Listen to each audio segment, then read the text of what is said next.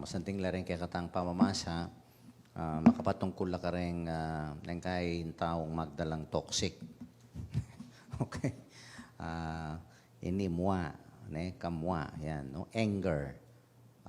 At sasabihan natin ng Ginoo, ining muwa ngay ni talagang makamate. Siguro let us try to qualify. Nanong muli yung sabihan ng ining muwa ngay ni sasabihan na ng Ginoo. Okay? Uling itamo nga, hindi nung parang ngay mimumuha kaya. Magtas na kong gamat, nung ako mimumuha. Mimumuha tangan, eh. Kaya papalita mo. You know, anger is really a very spontaneous, no? Kaya natural outburst, no? A very strong emotions kaya katamo. Na itamo nga, mimimuata mo. Pero let us try to qualify. Ano mo rin nasabihin ining muwang sabihan na ng Ginoo na talagang liable tamo. We are accountable, no? I think aluway itang muwang those ordinary or petty anger that we have. Kay, limbawa, yung pengari, kamuha na yung anak na. Ulimpin na, at yung inutos, nagewa. O ito, aluway ito. Makanya namuhay ni. O kaya, halimbawa, kayong opisina. Ating kapalpakan. Kay, calling attention tamo. Yung aliwa, kaya may buwala kaya katamo. Kaya po tama kanyan. Aliwa ito. Uling kailangan naman talagang itang emosyon na ito. You have to, be tough. Potang kayong makanyan. O kaya, potang rentao, no? They do not do their obligations. Kaya, natural yung may mga kakarela. Bangka nila to pinpoint what is wrong with them. Then pingaliwan, kay gagawan da niya mong scapegoat na magpalila buntok, mga yan. Potang they don't want, no? For example, people to correct them. Ating makanyan. Kay miyayalwa. Pero aluwala reta. Ray nga manuwanan ng Ginoo. At nanong nga manuwanan ng muwa kini na talagang makamate. Retang muwata mo na makakutkut. Detang makatanam. Detang milalako kayong puso mo. Those are the excessive or what we call chronic anger. Retang deep-seated anger na anda takakit meng tao, burimen pa niya kala na batal. Okay. May pinpapaten, pero kung yung isip mo papaten mo na eh. Yapin niya lahya bola na. This is the kind of righteousness yung sasabihan na ng Ginoo. Kasi rin kay lip service lang mo. Pero rin kay malawot yung puso da. Alang kwenta pinaman nung magayin kang kay offering kayo, punta kayong puso mo. You have excessive, chronic, or those deep-seated anger na talagang nung ating kang oportunidad, talaga lasuran me, paten me. See? Kasi that will lead, o inipin yung kay potang ing anger, makatanam, makakutkut, it is really uncontrollable. Wow. You will expect that person will do inappropriate behavior, evil attitude, and much more, pota atin niyang gawa na makapanasakit kaya tantang ito. Uiting sasabihan na ng Ginoo, liable tamo. Itang mababagot parating makatanam, makakutkut amwa ka rin puso tamo. And now, how to deal with this? And I think the Lord is a very good, the best example kaya ng anger management na ini. Uling yung Ginoo, several times. He was very angry. Kareng pariseo, di ba? Kayo, manuluya, gawayang mayap. Lawendeng marok mata. In Matthew 5:34, he was angered by their silence. Mapi naman gagawa kang mayap, potang kay, luntok kang marok. Yung Ginoo, imuaya ka rin makanyan. Or, balo tayo itang cleansing of the temple. Di ba? Yung kayang the zeal of the Lord, no? In a holy place, in a sacred space. Pero they turn it into a marketplace. Ya kamuha na. May kakalukoy yung mga naninggino.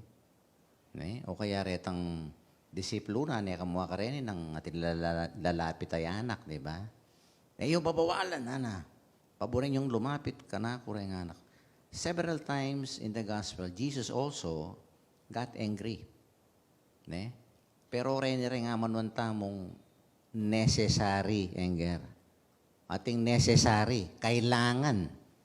Okay, bang may gisikit ang tao nga ito. Pero emo tatanam yan. Emo kukut-kut. Okay? Pero karetang kukut-kut, karetang tatanam, away ning masakit. And of course, there are several ways in which we can have a healthy coping mechanism. At yung ginuha na kasantingin yung kayang maging mekanismo kanini. Okay? At naning maging mechanism muna. Well, I will borrow some insights from a psychologist. Ano kasanting itang senior na ining ACT therapy, acceptance and commitment therapy. This is a third wave behavioral therapy ining Steve Hayes, kay tuturo kay klase ko ini. Number 1 ng Steve Hayes, lawen nyo retang triggers potang memwa. Nanong maging trigger. Nang kaiting trigger kareng kakatang anger feelings. Napon mo, traffic. Diyos ko, talagang imamuanak. See? Nang kay traffic, kaya long line, makanya. No kaya mapali. Aro rin tao talagang kaya muwala. Diba? Nakarakala rin trigger sa rin. Nanularetang nang kay payandaranda ka muha. O poreng tao, makanya. Ren toxic ka tao kaya mo. Okay? So we have to know the triggers. Pangadwa, when you masanteng, when you know your triggers, and you have, of course, that acceptance, ating kang makanya na anger kay mo. Ang nanining psychology, sana kasantik sinabi na, number 1 na, diffuse it. Kasi in anger, itang makakutkot, balang bombaya yan. Naning malalyari kayong bomba? Sasabog yan.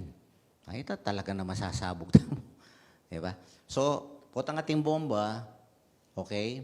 Alawa naman tang palagyan, ini, they will call, ini nga mo ng tamong special force, this bomb squad. Na anong gawan da rin yung bomb squad da rin? Yapi potang ating, ito mo ito yung bomb threat. Ngayon, uso yung bomb threat da rin. Pausan da rin bomb squad da rin. Yung mumunang diling gawan da rin, dapat tamakialam. Potang ating bomba.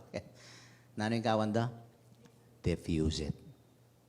Patarande itang, nung nanuman itang, atin yung fuse kasi yan. So, patarande.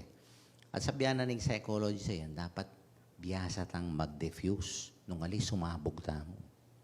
Okay, rengaliwa, they will take a day off, relax pa, diba? Play a music, makayan. Okay, lerte.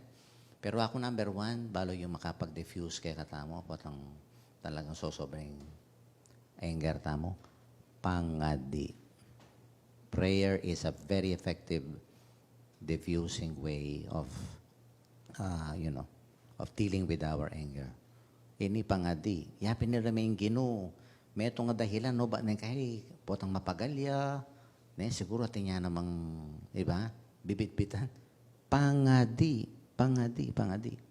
It will diffuse. Nung nanumaning bombang bisang sumabog yan. Kaya katang salo. Pangadwa, emya mo i-diffuse. Okay? Pangadwa na kasanting i-expand me yung kapilubluban mo. Naroon po sabi ng expand, you make room for this particular anger. Tayo talagang halako yan. Pero expand mo yung puso mo. Ating kong anger. Pero, iset aside me. Nining kay, gawan miyang background, aluwayang focus, din kaya kang attention. I'll give you an example. Halimbawa po, itong mga di ka. Kaya rin pong mga di kaya katamo. Burida ting background music. O ito. Po itong mga di ka, darandaman me, pero atsuya keng lele.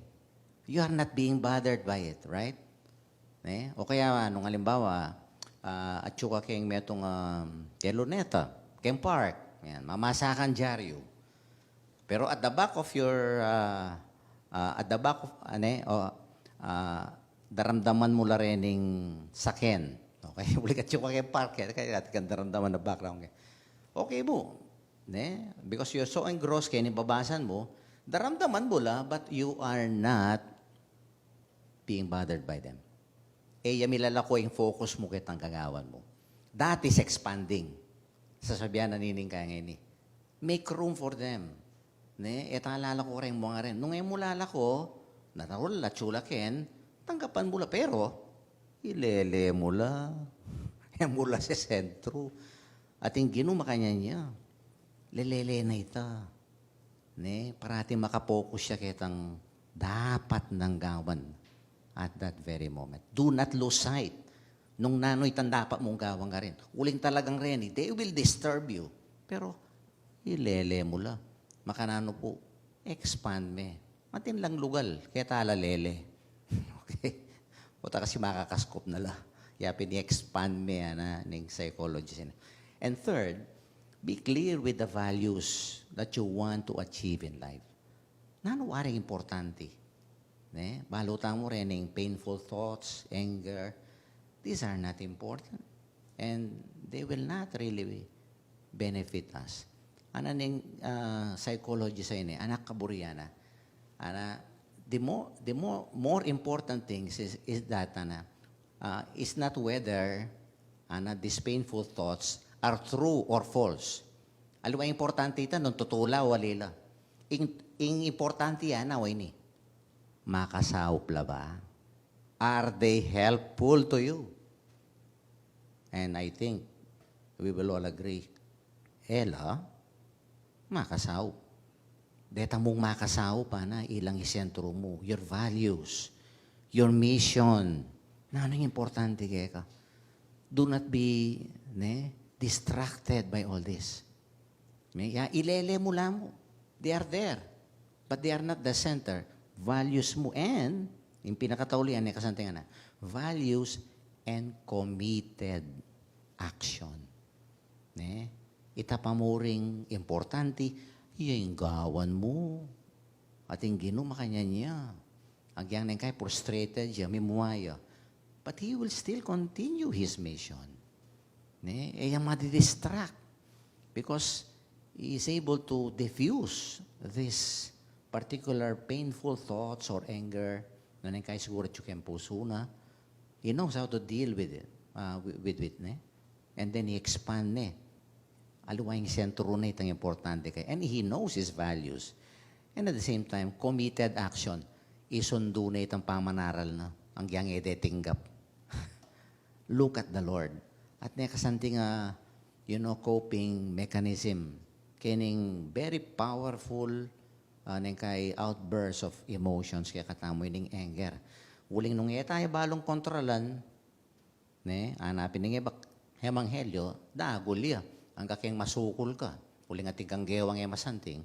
At hanapin, sasabihin ko kaya po, makulong ka, karina ka manatili, hanggang ka makabayad ka rin, katataw yan ang sentimo. It will bring us to distraction. Kaya kailangan balumeng, piyalungan nining makatanam, makakutkut, nung nanulaman din kaya katamong painful thoughts, painful experience in our life. Now, let us know how to deal with them.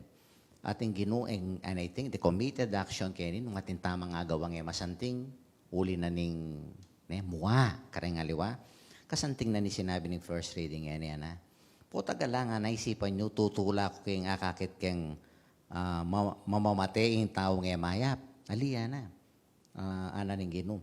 Kasi mas buri kung akit kayong sumisi at mabiye. O ito, nung may kamalitaman, uling penusignan tayong muwata mo, sumisita mo. That is one committed action we should do. Sumisi, bangkanita na, mabiyeta mo at etamate. Beautiful words from the first reading today. Kaya sana po, itamungan tao, emotions are really, natural, spontaneous. Pero when it comes to anger, those excessive, chronic, at lalong-lalo ritang deep-seated anger, mo po pa isambot kanini. Number one, let us diffuse them. Po, pamangadi. Number one, aluwa mo itang mag-relax ka, mangadi ka, bangkat na ma-diffuse.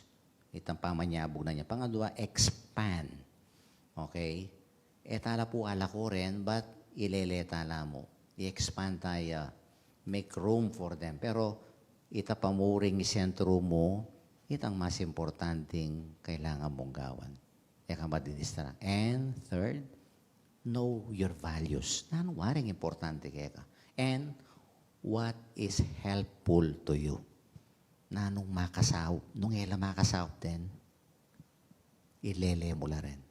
And of course, that committed action, nung man may kamalita mo, may nipin pa magbayo. Sisiyantala. Uli ng kahit tao, tamo mo, mananabo tamo keng makanyan karapatanan. Pero yung Diyos, sana, mas buri kong akit sumisi at mabye. So let us offer this beautiful intention. No? We all have our, quote-unquote, our angry moments, pero sana po, tamo paano signan yan.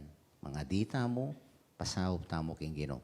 At kalupa na, apusan tamo nung makananong era pa na, yung miyaya luwang buwa, paginakit, o kaya mga sakit, akaranasan king biyena. Mangkanita po, king katatawlian, we will have a rich, a meaningful life for the Lord. Itang makabaldugan na biya, burina ning Gino, yapin itang kumabiyeta mo at miligtas tamo, king katatawlian. Amen.